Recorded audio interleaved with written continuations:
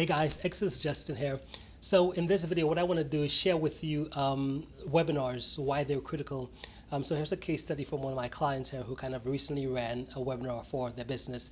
And as you can see, they got some pretty good results with webinars. So when you know how to run webinars, when you know how to do them, you can generate some real serious profit and real serious income within your business.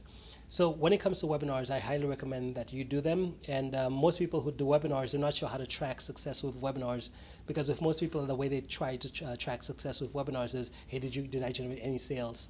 And I mean, that's a good way to track the results from a webinar. Is like, did you generate sales? Because at the end of the day, that's really what it's about: generating revenue, generating sales and stuff.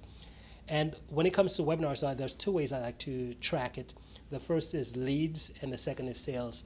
So starting off with leads, meaning that every time you host a webinar, you'll have people register. So if you promote the webinar, you'll have certain people give you their name and email address to say, hey, I'm going to show up for this webinar. Now, when you do that, if you don't have enough people show up, then most likely you don't get any sales at some point.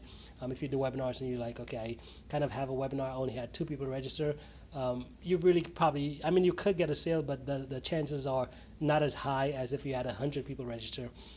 But what I tell my clients is that, because most people feel like they don't have a big enough audience to run webinars, and what I like to tell my clients is that, hey, a webinar, the way you track it is like, do it and then promote it, because once you promote it, you will get leads. You will get 3, 4, 5, 10, maybe 50, maybe 20 people register for the webinar.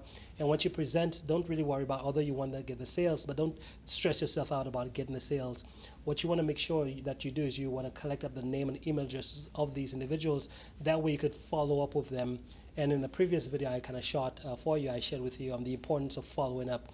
So you want to make sure you follow up, because most of the sales you will get as you grow your coaching and consulting business, it won't come from the front end. Where it will come from is on the back end, as far as people you've been kind of following up with. And there's different ways to follow up. There's email newsletters, there's autoresponders, there's a video like what I'm doing here, because as I post content, there's more people finding me every single day. And what I'm doing here is this is kind of like my follow-up, which is every single day I'm creating new pieces of content to put out there, because I know that these individuals, they're kind of new to me. They're not really sure who I am, what I do, how I could help. Just like most of them, they don't know that I have a $37 per month monthly membership that they could be a part of, like, in a sense, starting today, where we do live coaching calls and all those different things. They have no idea.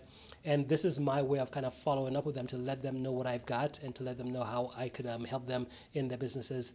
So again, this is a case study from my client as far as her doing webinars to get some amazing results. And if you're not doing them in your business, I would recommend that you do them as well too. And if you'd like to learn more about what I do and how I could possibly help you grow your business up to the next level, then click on the link below. There should be a short little video. Watch that video. If you feel like it makes sense, then reach out to me and let's have a conversation.